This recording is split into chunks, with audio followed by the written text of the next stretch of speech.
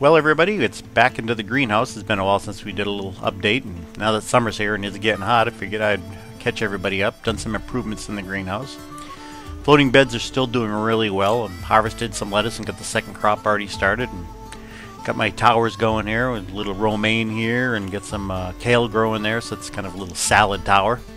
Behind there I got the broccoli growing. I'm on about its third cut now, and I think it's about done. I'm going to probably finish it up and recycle it here pretty soon.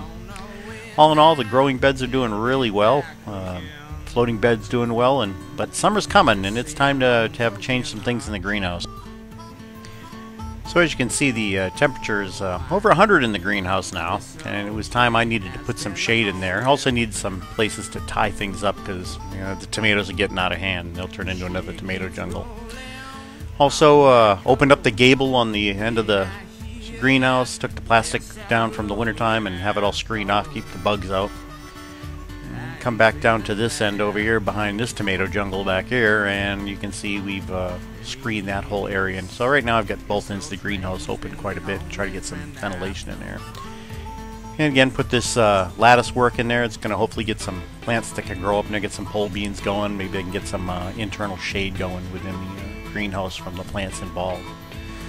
So maybe some cucumbers too. I'm going to put some more up. Can't get enough shade. It's going to get really crazy in there in the summertime. Like I say, it's well over 100 in the greenhouse now.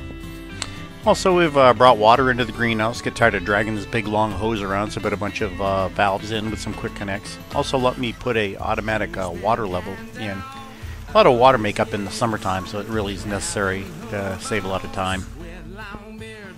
So as you can see, we carried the water connections along here behind the tomato jungle. See, they're really doing well. It is kind of crazy. It goes down into the water. Yeah, there's the fish enjoying their little home in the shade and doing their business, fertilizing the water and making everything grow well.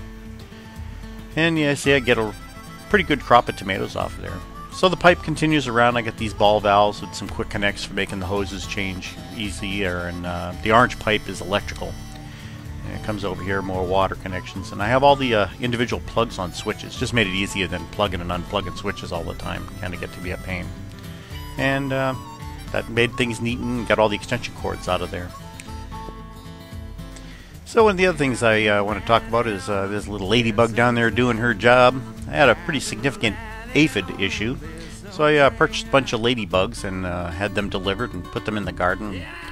They seem to be doing their business. I've seen a bunch of ladybug larvae in there, and so hopefully get a little ladybug life cycle started. It's really important. You really can't use pesticides because of the one, you don't want to, who wants to be eating that kind of stuff. But it's also, since you have the fish in there, you have to be very careful about what you use on the plants to control pests, because whatever you put on the plants will eventually get down into the water. So between the shade and ventilation and fighting the aphids and setting up some electrical and water systems, and that's kind of where the greenhouse has gotten to here lately. And hopefully you've enjoyed the tour, and I'll put another movie on as soon as I get some time, and there's some changes worth showing on the greenhouse. Other than that, thanks again.